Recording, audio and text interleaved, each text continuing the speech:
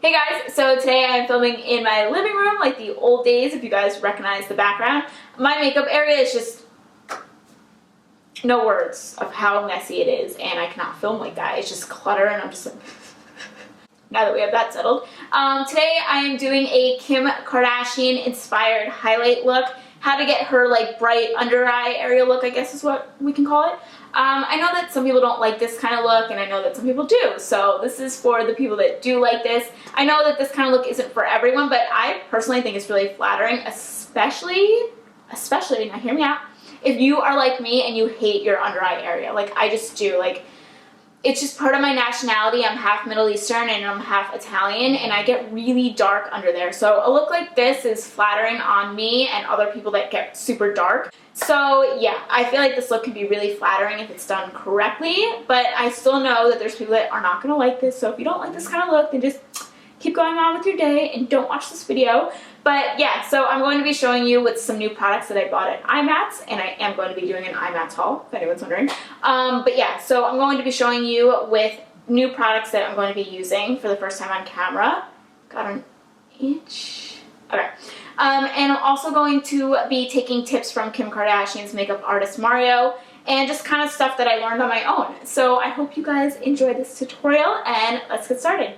Okay, so one of the first things that I read that Mario likes to do on Kim is he starts with a cream concealer and then he layers on top of that with a liquid. So I'm going to be using the Graftobian Neutral #1 palette, and this is just a bunch of shades of cream concealers.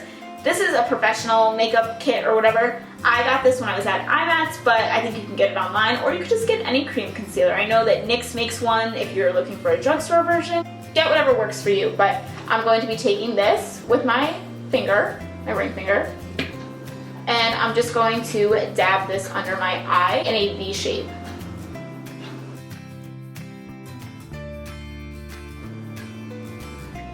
And I'm also going to take this all the way to the end of my eyebrow. We're not even done with the full process and it already looks so much better. Like let's not even look at it.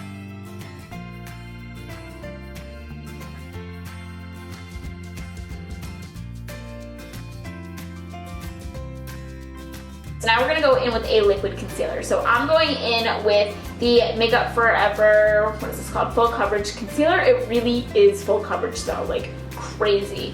And I'm number 4. So I'm just going to take this and go like that. See that? Just like a little string. Only 2 strings. So I just did 2 on each side, like that. And now I'm going to follow that same V-shaped motion. Okay, so now I'm going to take my damp beauty blender and I'm just going to blend this all in.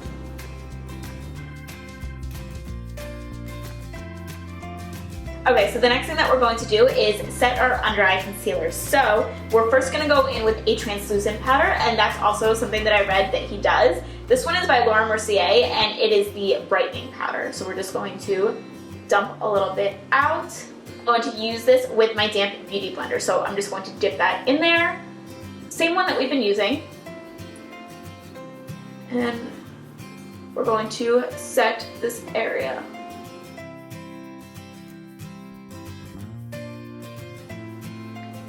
So now we're going to do the same thing to the other eye.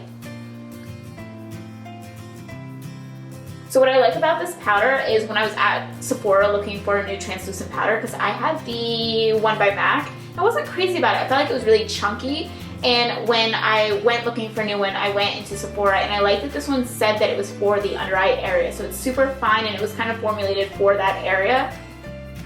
Whereas some things that are just for the entire face may not be as fine for this like super sensitive area that can get really cakey quickly. Things that I noticed. So I feel like that just kind of gets rid of the lines that I have naturally, like not completely, but it does blur them a little bit. I'm obsessed with this powder and I would recommend it to anybody. It is amazing and I love his whole technique. So the last step, and you can stop here. I think for me, on a daily basis, this would be just fine. but he does say then after a translucent powder, he'll set it one more time with just like a full coverage powder. So I'm going to be using MAC Emphasize because I have my palette right here. Looks like this, and it's very white. Another great powder is the Anastasia one that you guys see me use all the time, the yellow banana one. I'm just a little bit paler today, so the yellow one looks super yellow on me when I'm pale. When I'm a little bit more tan, it just looks great, but it doesn't look great when I'm pale. So we're going in with this, and I'm using a Sigma tapered highlighting brush. This is the F35, great for under the eyes because look how thin. See, it has that point. Okay. This step I don't think is necessary, but if you are going to be outside, it just kind of locks it in one more time. And your under eye area will not go anywhere, like the concealer. Obviously your face isn't gonna go anywhere. So then I would just go in and do the rest of my makeup. That would be done for the under eye area. So just make sure, I didn't say this before, but just make sure you do all of this before you do your lower lash line and before you do bottom lash mascara. That's the last step that I do. I feel like you probably knew that, but like if you were doing this with mascara on your lower lash line, it's just going to make a hot mess. So it's just gonna get everywhere. So I just wanted to mention that. So I will be right back. I'm just gonna do the rest of my makeup. Do you hear that? Wyatt is sleeping on the couch, just snoring like this. So cute watching puppies sleep. Okay.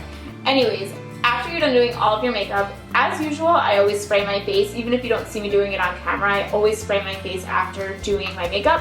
But especially with all the powder that we went into, you don't want this look to look really powdery in person. So, and I hope that this video was really helpful, and I hope that you enjoyed it. So I will talk to you guys soon, and have a wonderful day. Bye!